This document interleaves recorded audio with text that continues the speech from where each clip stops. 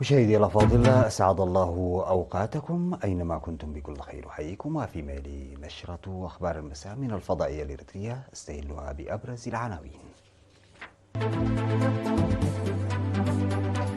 امتحانات الشهادة المتوسطة من 11 إلى 13. انطلاق نفير الطلاب التنموي بإقليم جنوب.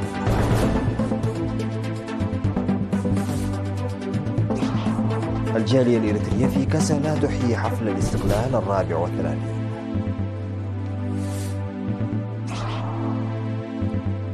رواندا تعلن انسحابها من المجموعة الاقتصادية لدول وسط أفريقيا. بأمر بوتين استراتيجية لتطوير البحرية الروسية حتى 2050. إصابة جنود يابانيين بانفجار داخل قاعدة أمريكية في أوكيناوا. السلام عليكم ورحمة الله. ستجري امتحانات الشهادة المتوسطة للعام الدراسي 2024-2025 في الفترة من الأربعاء 11 من يونيو إلى الجمعة 13 من يونيو في 508 مراكز امتحانات على مستوى البلاد، بالإضافة إلى مدينتي جدة والرياض بالمملكة العربية السعودية وكسلا بالسودان. وأوضح مسؤول وحدة الامتحانات الوطنية للصف الثامن بوزارة التعليم الأستاذ هبت أسفاه لوكالة الأنباء الإريترية إن أكثر من 72 ألف طالب، منهم 46.2% من الطالبات سيجلسون لامتحانات هذا العام. وأشار إلى مشاركة 167 طالبا في جدة والرياض و8 في كسلا، بالإضافة إلى 23 سجينا و19 من الصم في إقليم عنسبة والأوسط في الامتحان الوطني في الرياضيات واللغة الإنجليزية والتعليم الاجتماعي والعلوم والتربية الوطنية. وقال إن عدد الجالسين للامتحان زاد بنسبة 6.6% مقارنة بالعام السابق، مضيفا أنه تم تزويد مسؤولي مراكز الامتحانات والمعلمين والطلاب بالمعلومات الكافية حول نماذج الامتحانات، ودعا الطلاب لاستغلال الوقت المخصص لهم أثناء الامتحان. انطلقت الحملة الطلابية الصيفية التنموية للعام الدراسي 2024-2025 في إقليم جنوب البحر الأحمر ابتداء من 4 من يونيو الجاري. وأفاد مسؤول المدارس الثانوية بمديرية عصب الأستاذ كحساي مغوس لوكالة الأنباء الإريترية إن نحو 300 طالب وطالبة يشاركون في الحملة التنموية الطلابية هذا العام. وقال إن البرنامج تمكن من البدء في الموعد المحدد بفضل تجهيز معدات الزراعة اللازمة. وأضاف إن المشاركين يقومون بالفعل بإعداد حفر للأشجار في المدرسة والاعتناء بتلك المزروعة بالفعل. وفي الوقت نفسه تجري عمليات مماثلة في طيعو بمديرية الرعتة وفامبو بمديرية وسط دنكاليا وواده بمديرية جنوب دنكاليا وفقا لوكالة الأنباء الإريترية. أقامت الجالية الإريترية في كسلا حفل بمناسبة الذكرى 34 لاستقلال البلاد تحت شعار خطنا درعون المنيع. وذكر رئيس الجالية السيد سامي طاهر إن يوم 24 من مايو هو يوم الكرامة الإريترية، حيث دفع الشعب الإريتري ثمنا باهظا لاستقلال إريتريا، مؤكدا أن الشعب الإريتري على أهبة الاستعداد للمساهمة في الواجبات الوطنية. من جانبه قال رئيس جمعية الصداقة الإريترية السودانية السيد هاشم الفكي إنه احتفل بالذكرى 34 لاستقلال إريتريا في العاصمة أسمرة مع الشعب الإريتري وقيادته في إريتريا، شاكرا إريتريا على دعمها النموذجي والأخوي والضميري في محنة السودان والسودانيين. وحضر الحفل ممثلو لمنطقة كسلا وأعضاء مجلس النواب والوجهاء وعدد من الإريتريين والسودانيين. في هذه الأثناء أجرت مدارس الجالية الإريترية في كسلا والمناطق المجاورة مسابقات معلومات عامة ورياضة، وقدمت الجوائز للفائزين فيها ضمن فعاليات الاحتفال بالذكرى 34 لاستقلال إريتريا. نظم فرع الاتحاد الوطني لشباب وطلبة إريتريا بشمال البحر الأحمر اجتماعا تشاوريا حول تقوية المرأة بمشاركة مختلف المؤسسات المعنية بشؤون المرأة وتلك الداعمة لها. وفي اللقاء الذي عقد في 8 من يونيو الجاري قدمت عضو المكتب المركزي لاتحاد الشباب والطلبة الشابة هيلا المختي عرضا شاملا حول تجارب ونضالات المرأة من أجل احترام حقوقها في مراحل مختلفة من تاريخ العالم. وذكرت أن مساهمة المرأة في نضال الشعب الإريتري من أجل التحرير يشكل مثالا للمساواة العملية، مشيرة إلى ضرورة الاستفادة من الخبرة المكتسبة في النضال كنقطة انطلاق لتكون المرأة فعالة وقادرة على المنافسة في مسيرتها العملية. وأوضح مسؤول متابعة التنظيمات الشاب صالح نافع أن تنظيم لقاءات وندوات تركز على تمكين الشابات يعد أحد الخطط الرئيسية للاتحاد، مضيفا أن ذلك يتطلب مشاركة ومشاورات بناءة من الشابات لتعزيز اللقاءات التي تركز على المرأة وتقويتها الفاعلة.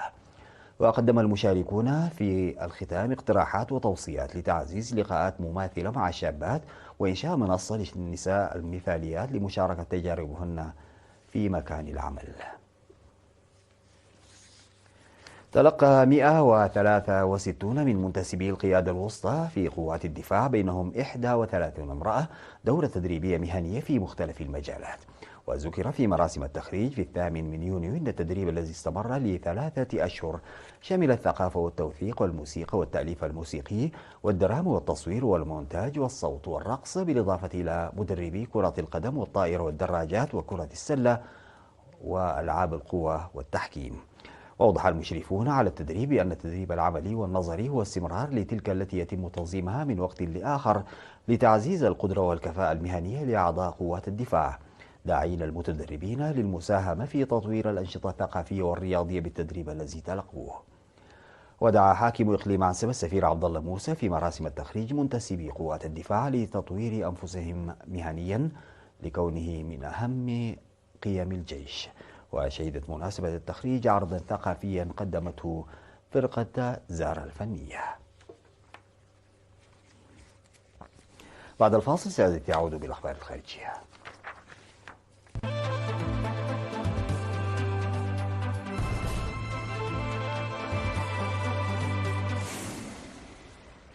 أعلنت رواندا انسحابها من المجموعة الاقتصادية لدول وسط إفريقيا إيكاس، وذلك عقب القمة 26 للمنظمة التي انعقدت في مالابو عاصمة غينيا الاستوائية بحضور 7 من رؤساء الدول الأعضاء البالغ عددها 11 بلدا. يأتي هذا الانسحاب في وقت تشهد فيه المنظمة خلافات متصاعدة بين حكومتي الكونغو الديمقراطية وجمهورية رواندا بشأن موقف المجموعة من الصراع الدائر في شرق الكونغو بين المتمردين والقوات الحكومية.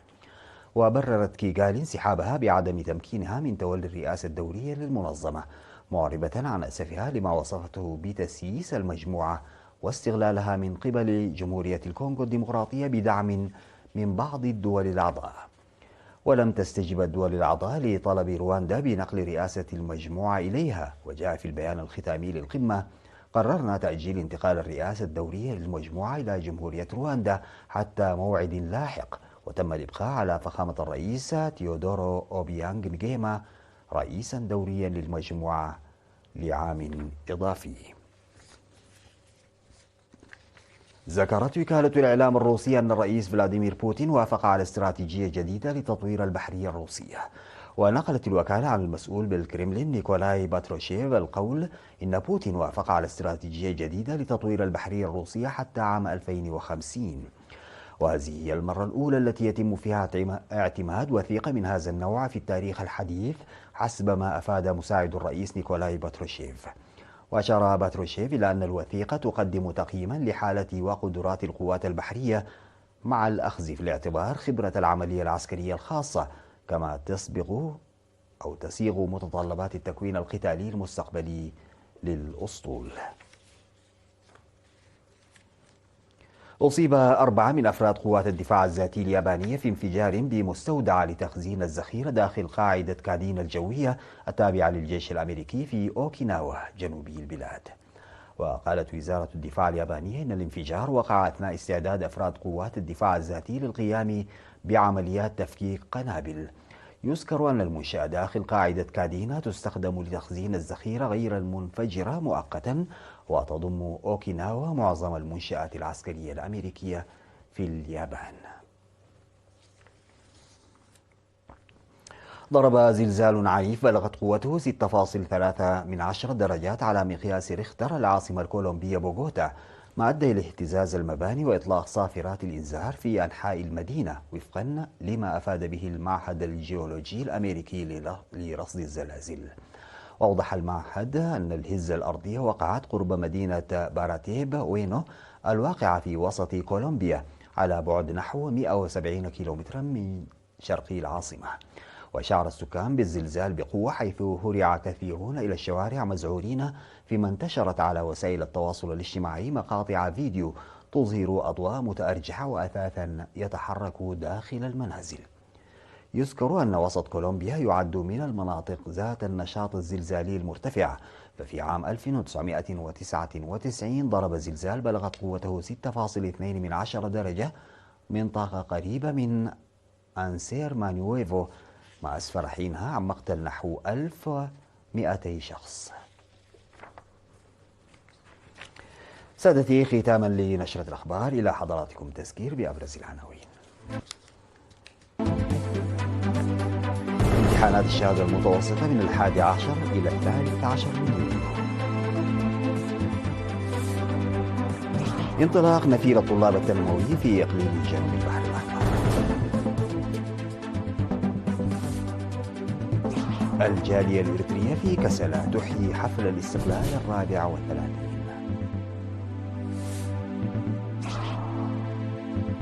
رواندا تعلن انسحابها من المجموعة الاقتصادية لدول وسط إفريقيا. لأمر بوتين استراتيجية لتطوير البحرية الروسية حتى 2050. وإصابة جنود يابانيين بانفجار داخل قاعدة أمريكية في أوكيناوا. انتهت نشرة أخبار المساء، قدمتها لحضراتكم من الفضائية الإريترية. شكرا لمتابعتكم، السلام عليكم ورحمة الله وبركاته.